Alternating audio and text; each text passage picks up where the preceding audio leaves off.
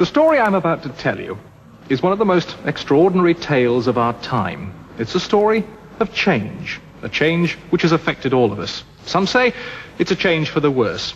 Others find it a change that is very exciting.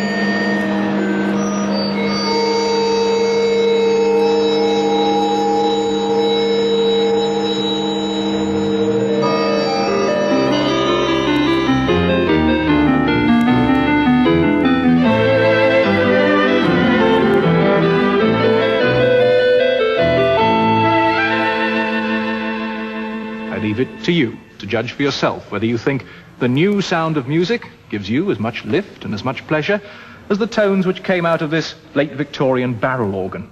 But one thing is certain. When this machine, with its wooden roll and its metal pegs which tweak little levers to open and close the stops on the organ pipes and produce the right notes, first appeared on the streets, this was, to the many people who heard it, their first experience of recorded music. And once the engineers realized that they could capture the sound of music mechanically, it was inevitable that music was going to change. Instead of a hedgehog robot stabbing out the notes, with a new control system, much grander performances became possible.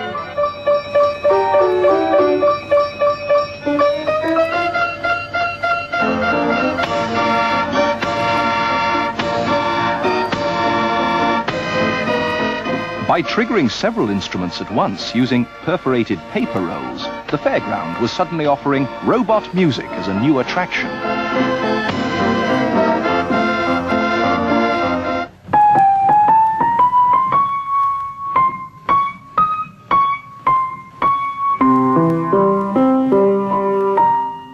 It wasn't long before the new technology found its way into the home, which meant that, perhaps for the first time, the keen musician was no longer limited by his lack of talent.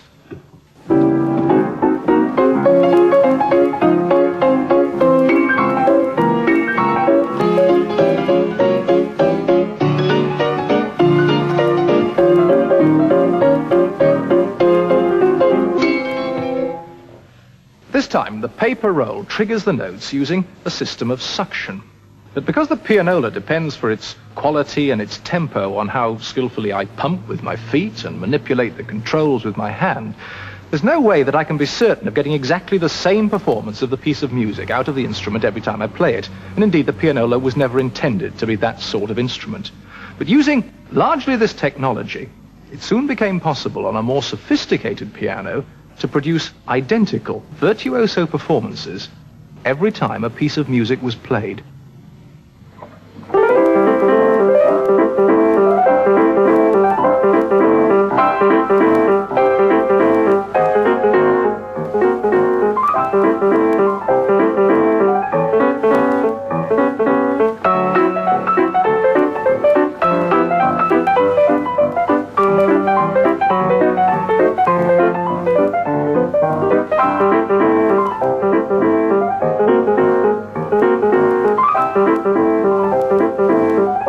Here, the novelty was electricity, taking all the painful legwork out of pianola recitals and enabling inventors to create a host of quite extraordinary music makers.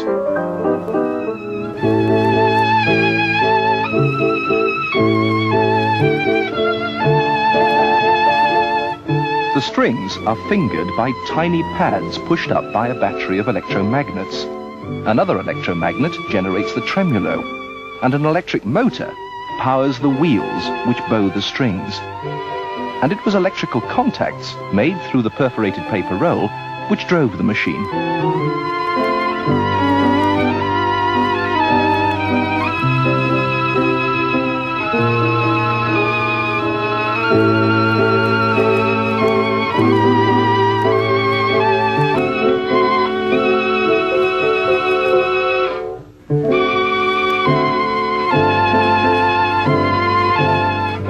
violano might still be popular today, but for the development of a machine which produced not an automatic performance, but a recording of an actual one.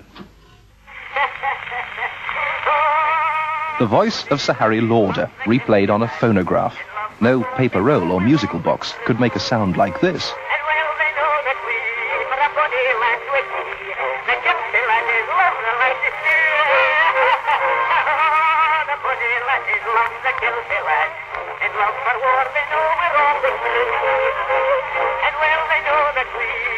The phonograph, and later the gramophone, could capture complete performances. But it was to take another breakthrough in recording equipment before those performances could be changed. This monster of the 1930s was one of the first magnetic recording machines. Today, it's the musician who gets isolated on the other side of the glass-fronted booth. But back in the early 30s, it was the forerunner of the magnetic tape recorder, which had to be safely stowed away. And when you see the material on which it made its recording, you'll understand why the engineer always handled it with leather gloves. Two giant reels like this whirled through the tape recorder at a frightening 60 inches a second. This stuff. A razor-sharp band of steel. And when this band broke, as it had a habit of doing, everybody had to be well clear of the sharp edge as it scythed viciously through the air. But the necessity of forever joining the steel band together became, in the hands of the creative musician, a virtue. When just before the Second World War, German engineers demonstrated that what you can do with steel, you can also do much more conveniently with plastic tape coated with a close relation to rust. With the new tape, and nothing more than a razor blade, new areas of musical creativity became possible. The arrival of tape recorders meant even the most basic sounds could be transformed. Experimenting with music was no longer the monopoly of the imaginative musician. Even the earliest of tape recorders could manage quite happily the faithful reproduction of 3 notes twanged on the piano. It was the possibilities for unfaithful reproduction which also caused excitement. On this length of tape are those same 3 notes.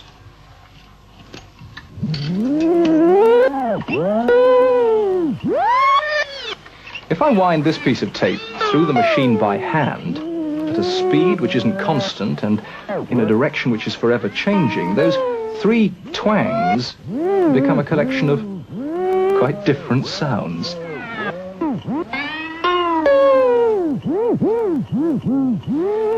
In fact, if we re-recorded this performance on another machine, I might end up with a sonata for 3 notes and tape recorder. And I wouldn't be the first. But let's take this creativity a stage further. Let's find the start of the last note.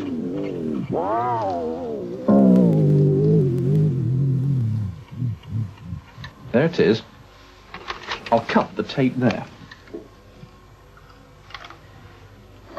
Now I can take the end note, turn it the other way round,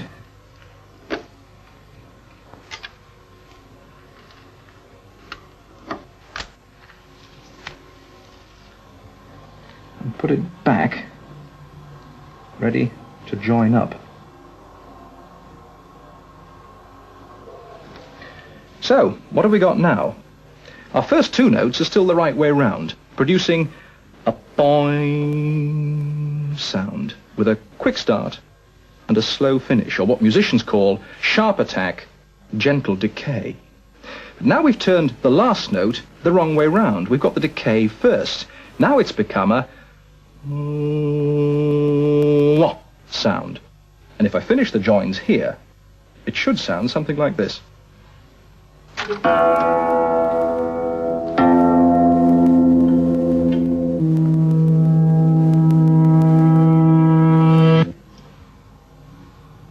Crude stuff, you're probably thinking, but to some people, the possibilities of doctoring natural sound using the new magnetic tape became an obsession. In 1958, a reluctant BBC was forced to allow a tiny group of enthusiasts to get some gear out of redundant stores and establish itself here in 2 rooms in London's Maida Vale.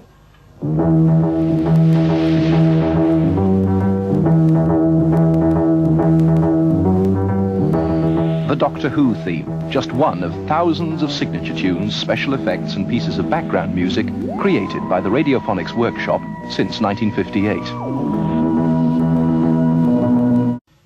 The answer came in the next generation of synthesizers, with a computer memory capable of remembering which notes are played on the keyboard.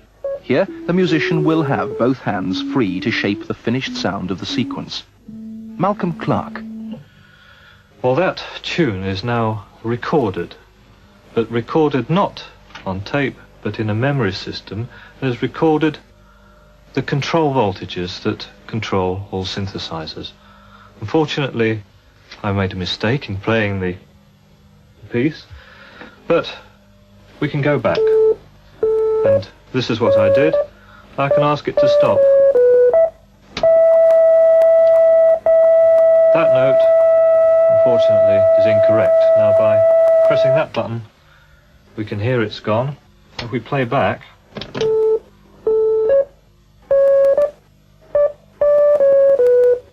there's a hole where it was. So what I'm going to do is going to put it in.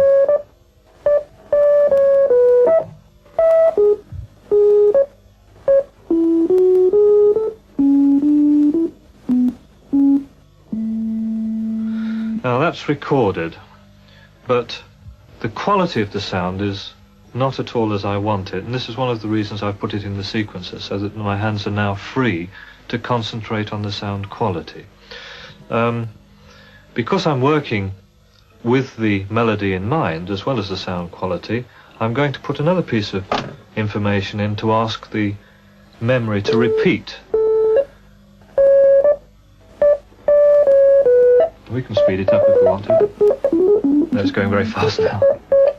Working on this sound pattern now, what I want to try and achieve is the sound quality that is described in a science fantasy play, which is about a house which is completely automatic. And I'll just stop the melody for a moment while I'm talking. What happens when the house becomes dirty is not ordinary vacuum cleaners come out, but tiny robot cleaning mice made of rubber and metal, and they have moustaches that they twirl to pick up the crumbs and little bits and pieces. Because the sound of a miniature mouse vacuum cleaner isn't at all like a sine wave that we're hearing at the moment, I'm going to change over to our old friend white noise. And it's going through a filter. Here it is. You can hear the notes, but they're not pitched at all, so I'm going to tighten the filter.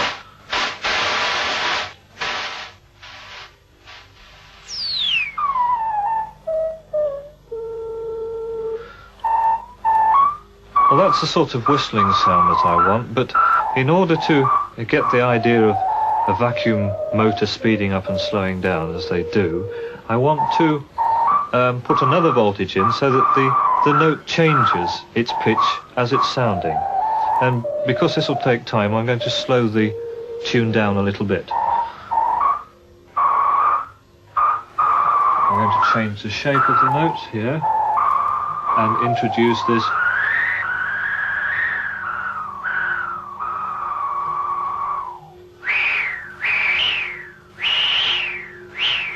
Now that's more like a vacuum cleaner. It's got the sort of feel about it, but it still doesn't have that whirling moustache sound that I particularly want.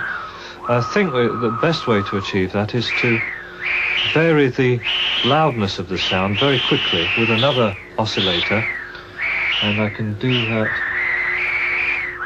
here. There we are. Now, if we go through once again, I'm going to ask it to stop at the end, and I'm going to put a long decay.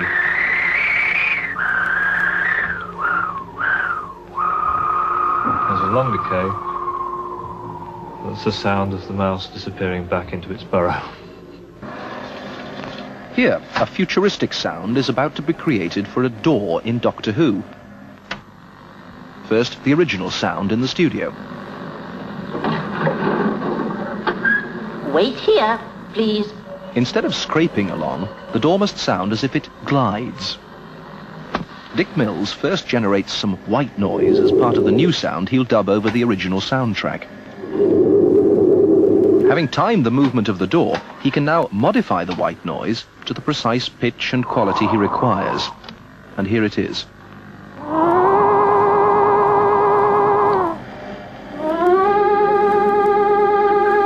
Wait here, please. He's now ready to dub the new sound over the original. Wait here, please.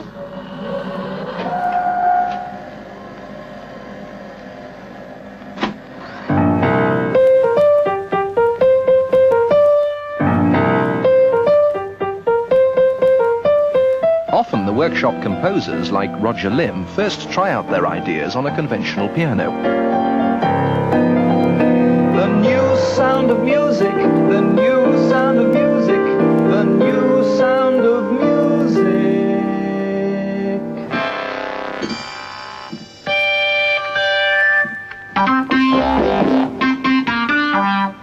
The next stage was to experiment on a keyboard synthesizer to select the most appropriate types of sound. Such instruments can not only simulate everything from a harpsichord or violin to a full brass band, but can also create an almost infinite variety of the shapes of sound we saw earlier. Sounds of instruments as yet uninvented.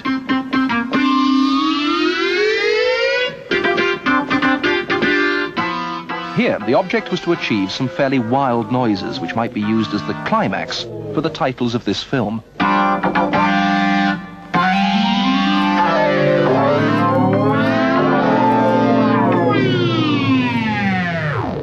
The idea was gradually to modify a piece which would begin with conventional instruments.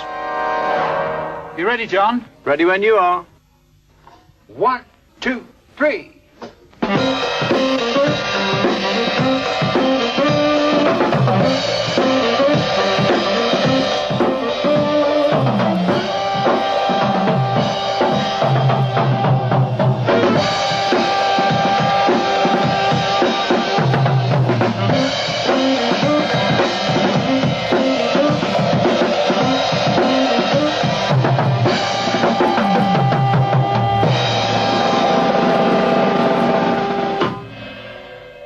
Roger Limb now replayed the piece through earphones. Then at the right moment, without singing, he used his speaking voice to trigger the synthesizer, adding words to the tune of the saxophone. The sound of music, you sound of music, the sound of music. Wow, wow, wow, wow, wow, wow, wow, wow, wow, wow. Here, the problem facing the composer was a sequence of images filmed for Jonathan Miller's series, The Body in Question. The producer wanted music to match a ticking clock, which could run unobtrusively behind commentary, and yet establish a sense of the 17th century as stylishly as possible. We pick up the story where composer Peter Howell has just been told about this sequence by producer Patrick Uden, and is beginning to discuss his first ideas with him. Yeah, so that's your actual clock, and Yeah. we're locked to that. We're locked to it. Steve's already cut some pictures to it, yes. Right. So there's no way of altering the No. tempo of that. Yeah. So what you want is... We could alter the, you could double it, I suppose. Yes, Or but something. you've The got pictures, to for example, don't cut directly No, on the right. beat all the time. Right. But you're really talking about having that behind the music that's covering the sequence. Yes.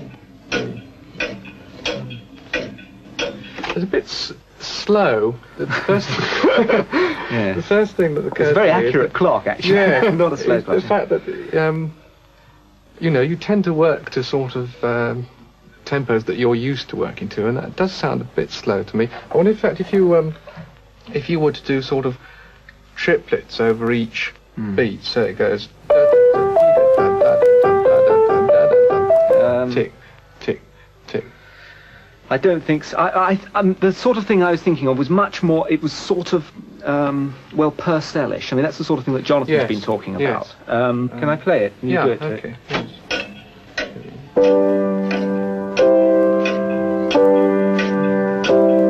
Yes, if it's that, it's got to be that steady pace. But we can make the most of that by having sort of slightly doubled bass line to speed it up a bit.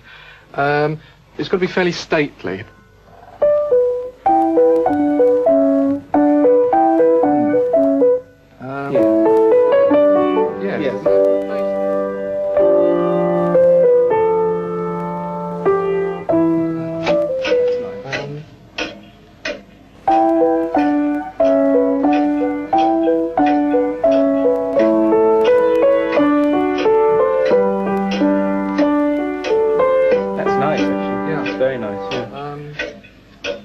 Yes, I think that'll sound nice, actually. Now, the only other thing, of course, is that it's got to be... At the moment, we don't know how long this sequence is going to run, because Jonathan hasn't written the script yet. But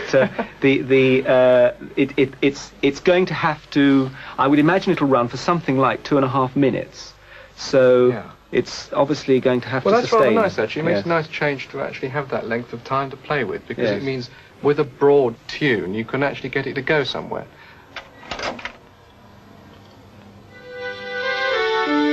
To achieve the effect of a chorus, Peter Howell tried out his own voice over the music track. 1, 2, 1, 2, 1, 2, 1, 2, 1, 2, 1, 2, 1, 2, 1, 2, 1, 2, 1, 2, 1, 2,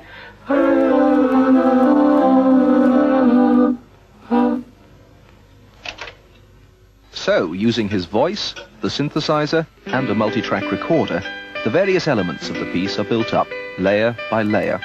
One solo performer turning his composition into a complete orchestral work.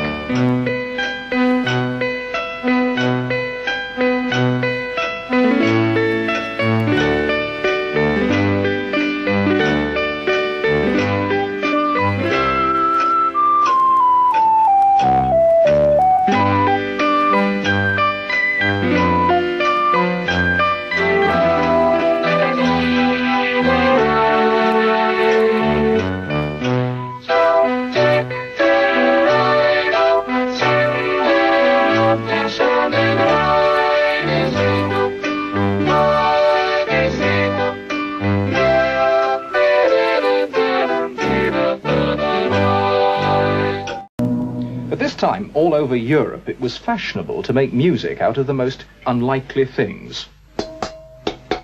An old lampshade, an empty tin can. Anything that could make a sound could be doctored by the tape recorder. What have we got here? Got us a gravel. Beautiful, beautiful. Something else? Heaven knows what this is. That makes a good noise. We need a basic rhythm, don't we? Or how about something as mundane as a metronome?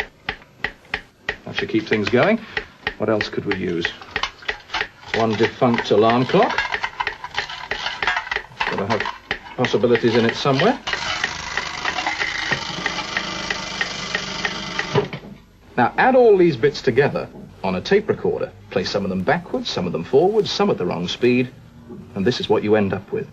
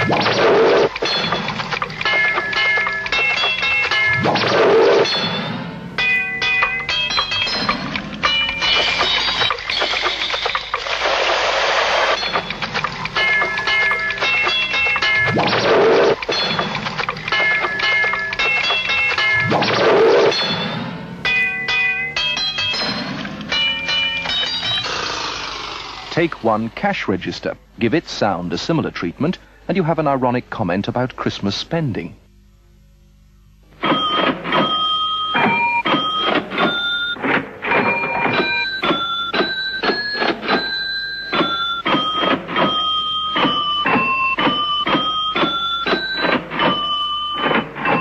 By playing around with tape, almost anything can become musical.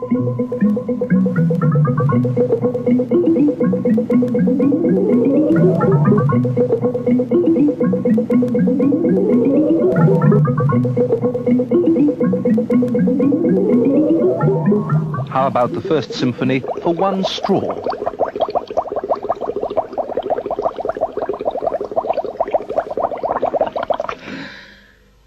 This bizarre performance was recorded to provide the background music for an Open University program about particle physics.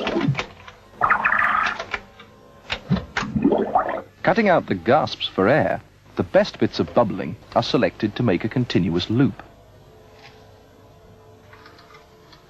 This loop of bubbles can now be re-recorded at various speeds. Soon there'll be enough bubble noises at different frequencies to play a tune.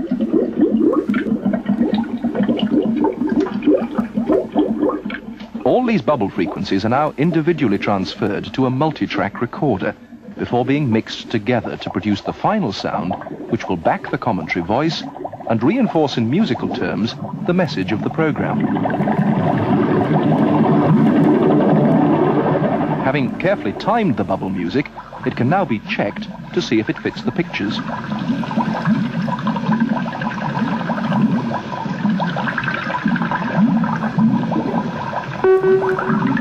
Add music or effects to even the most academic animation, and it suddenly comes very much to life.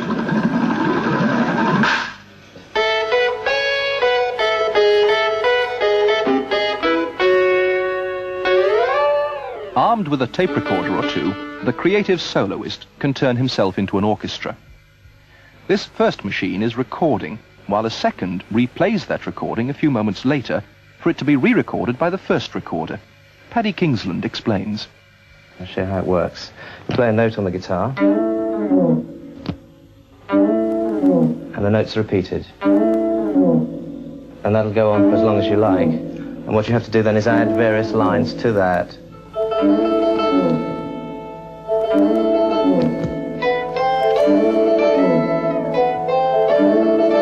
And the whole thing goes on. You can gradually add more and more sounds.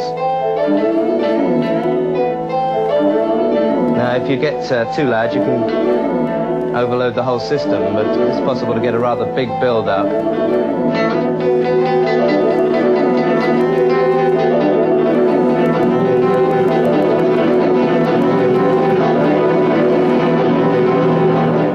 The leap from the natural to the supernatural came about because the experimenters were no longer satisfied with doctoring existing sounds.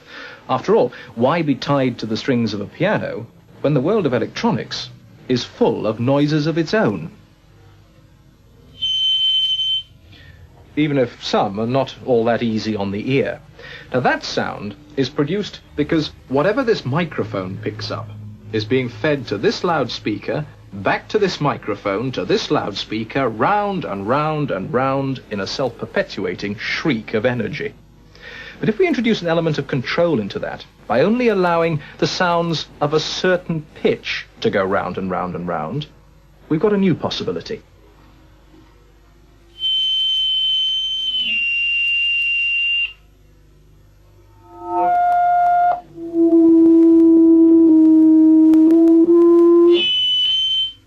Well, it's hardly Beethoven, but it's better than it was a second or two ago.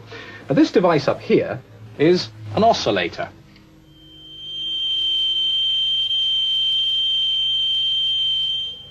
It works on exactly the same principle. Inside there is an electronic circuit which is producing a noise. A filter removes from that noise the pitch that we want to hear and feeds that back into the front of the circuit. Round and round it goes once again, regenerating itself all the time, until in the end, all that comes out of here is that one pure frequency. Alter the filter, and we can alter the note that this produces.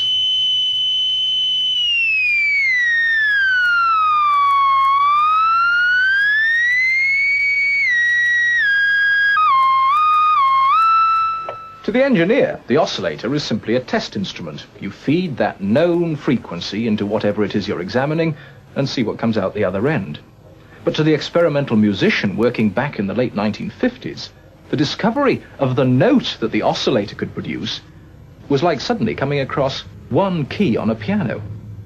So they took one note on a keyboard and used that as the switch to turn the oscillator on and off. Then they found a second oscillator for that note, and a third, and a fourth, and a fifth, until they'd built up a collection of oscillators big enough to be the basis of supernatural music. The oscillators provide the single frequencies for the tune, mixed here with white noise, a hissing sound, a blend of all frequencies, just as white light is a blend of all colors. But there are limitations to what 6 oscillators and one small keyboard can do, and everybody's life was made easier by the arrival on the scene of an American, Dr. Robert Moog. Dr. Moog showed that one oscillator could produce many notes.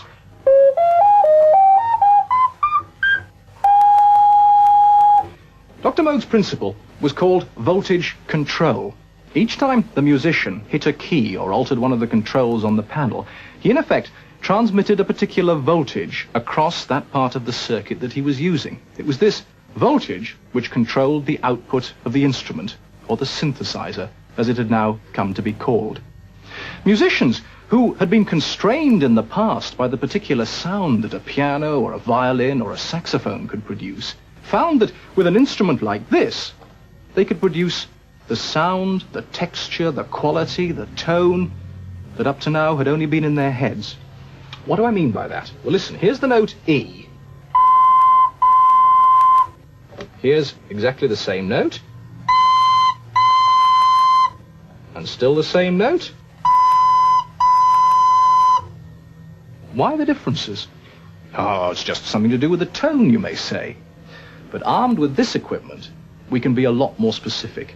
Let's go back to that first version of the note E and look at the display on this screen. Now, this is a frequency analyzer, and here you can see that that sound of E is one single tone, one lone frequency. All sounds are waves, and the faster those waves fluctuate in the air, the higher the note that we can hear. So a low note, a sound, has slow fluctuations. A slightly higher note has faster fluctuations, and a really high note has exceedingly fast fluctuations. Look at that on the oscilloscope.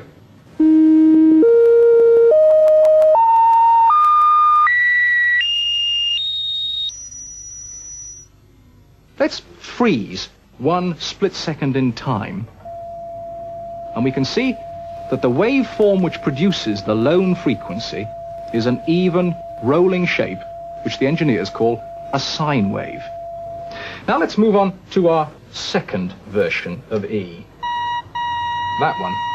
And straight away, we can see a quite different shape on the oscilloscope screen. The same number of fluctuations in that split second, but a waveform with a totally different shape. That's called a square wave. And why is it different? Well, the answer lies on the frequency analyzer. Look. No longer one pure tone. There's the fundamental, certainly the main note, that's E, but all these other ones too. They're harmonics. And a square wave includes all the odd ones, the third, the fifth, the seventh, and the ninth, gradually dying away.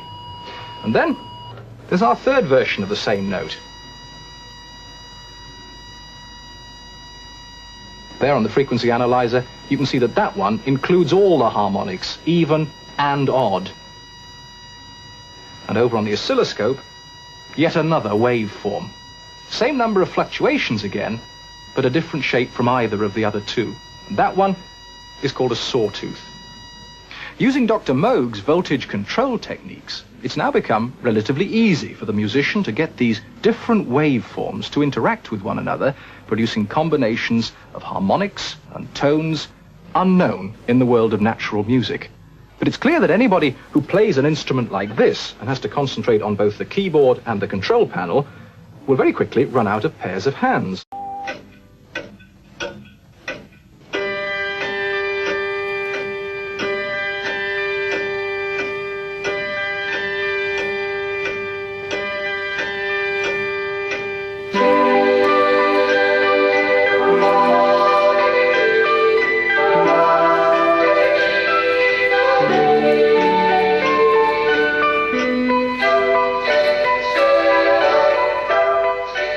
Thanks to the new music technology, groups like Pink Floyd and Genesis and avant-garde composers like Stockhausen are today creating strange sounds which only a century ago might not even have been recognized as music. Just 11 years ago, one of the most extraordinary recitals ever was staged at the Queen Elizabeth Hall, London. The next item, Partita for Unattended Computer by Peter Zinoviev, is a true live performance in the sense that no magnetic tape is being used at all. Furthermore, the computer has a choice at various stages in the procedure, and the piece therefore comes out different every time it's played. The performance you're about to hear is therefore unique and unrepeatable. First of all, checks are made to see that the composition is correctly loaded into the computer. When these checks have been carried out, the computer is started and will carry out the performance unattended.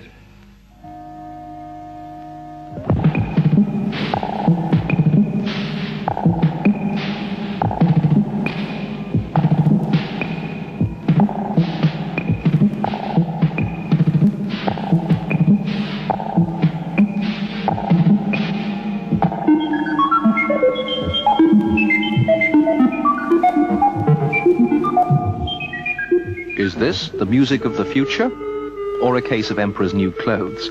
Certainly the audience, if not some of the critics at that time, took it all very seriously. But concerts like this one have yet to catch on universally.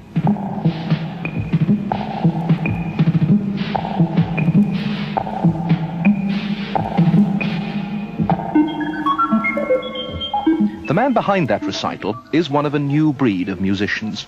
Peter Zinoviev is both a composer and an electronics whiz-kid.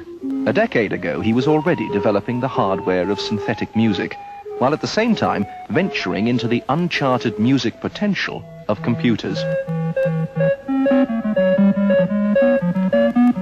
His synthesizers have achieved commercial success, though he would probably prefer the musical success, so far largely denied him. Today, he's converted a huge house near Oxford into a music laboratory, where he explores the outer space of what he considers the music of tomorrow. Using one of his own synthesizers, he plays, records, transmutes and modifies vintage scores as data for his computer. Right? Right, I know it.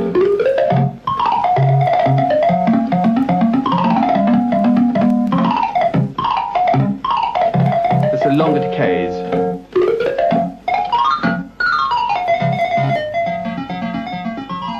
In a converted garden shed near the house are both his computer and multi-track recording equipment. Right, now, Robin, can we have the original, please?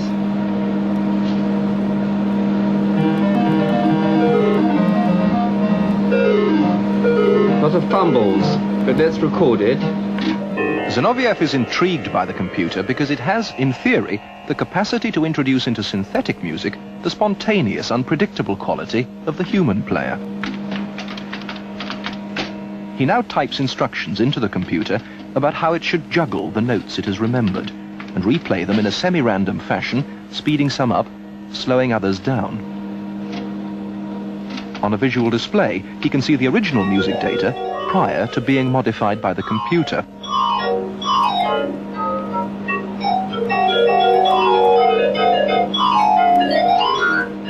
All seems ready now to hand over to the computer.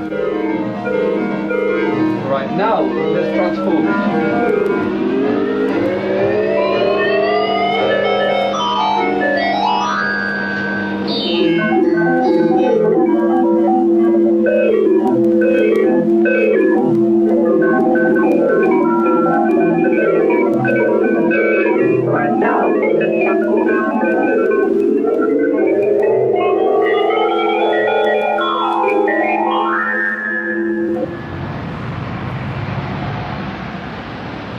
Camden High Street, London, not traditionally a mecca of music, but typical of the way the new technology of sound is enabling the more enterprising to do their own thing in every sense. This is the tiny studio of David Vorhaus, again, both inventor and composer. Working at his best in the early hours of the morning, Vorhaus is developing his own approach to music. Well, this invention I call the Maniac. It's an analog sequencer. That's what the A stands for. The advantage of analog sequencers is that you can actually play the instrument while it's happening and see the music happening in front of you. This way it helps you compose the music, because as you experiment, you come up with new ideas, often better than the original. You can take notes out, put other notes in, or bring in whole new sequences.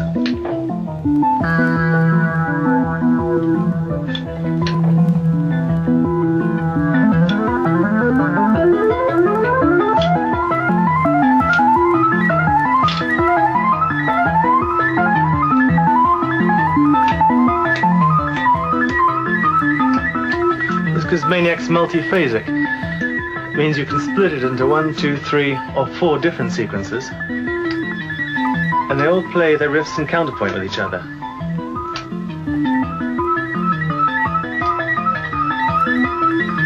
You can change the note lengths this way, or in this respect.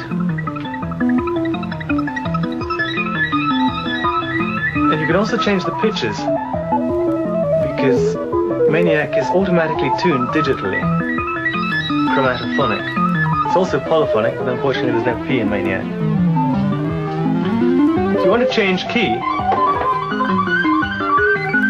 any or all of the sequences will change key at the same time, and you get this lower keyboard. If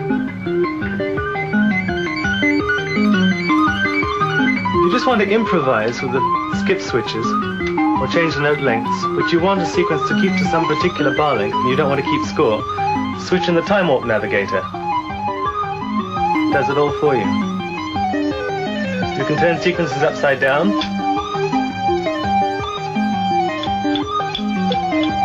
or back to front, or you can get them to harmonize, add, subtract from each other.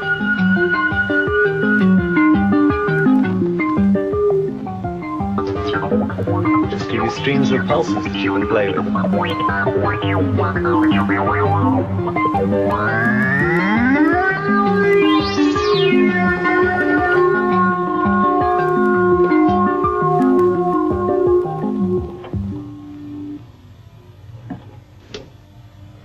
Synthesizers have problems in that you start out with very square waves in both senses of the word.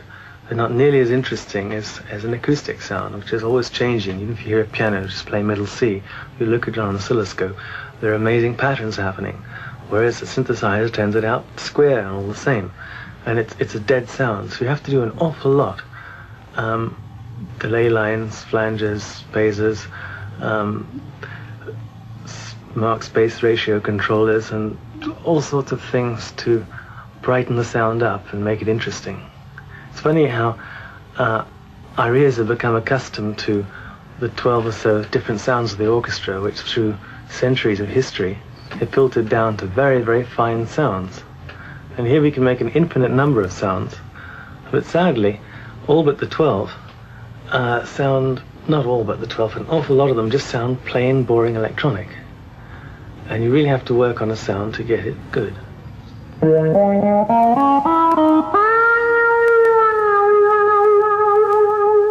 Vorhaus calls his musical drain pipe with its strings of electrically conductive tape the kaleidophon.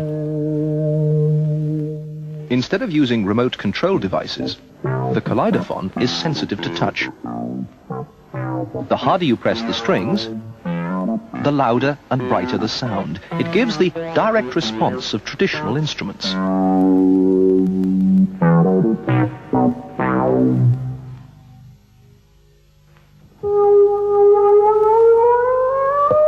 When you slide your fingers up and down, the notes don't blur into a whine, but come up clear and distinct. It makes it easier to play fast runs in tune. There are switches which give rapid repeated notes, otherwise very difficult to play by hand.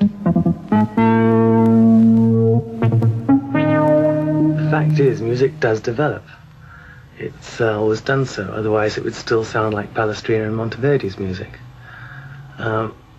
This change, this development also doesn't happen in a vacuum. The changes in society affect the changes in music very directly. And let's face it, for better or for worse, the fastest happening change now is technology, electronics. But it's just inevitable that this is going to get into the music of today and of tomorrow. Let's hope and try and make it for the better. Vorhaus switched on his Maniac sequencer to provide the backing for a live performance on his other invention, the Kaleidophon.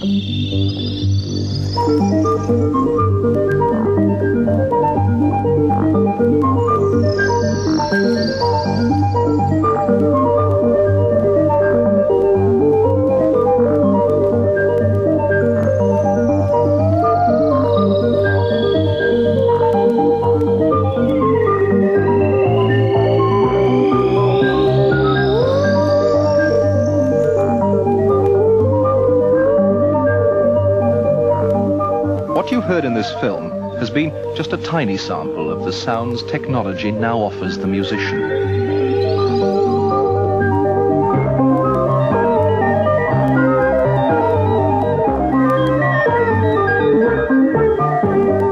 Are we witnessing technological self-indulgence, or is music going through an exciting period of development? I find it reassuring to remember that this development never stops. Be it spinet, serpent, sousaphone, or synthesizer, there has always been a new sound of music. However bizarre some of it may sound today, we're perhaps privileged to be witnessing this development at a time when technology is presenting a range of possibilities wider than ever before. It took some respected composers 30 years to accept the pianoforte as a serious instrument. Judged on that time scale, this revolution has hardly begun.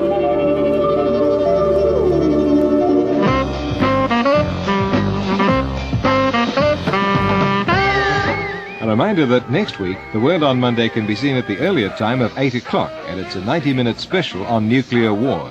Don't miss Nuclear Nightmares, next on The World on Monday at 8 o'clock next Monday on ABC.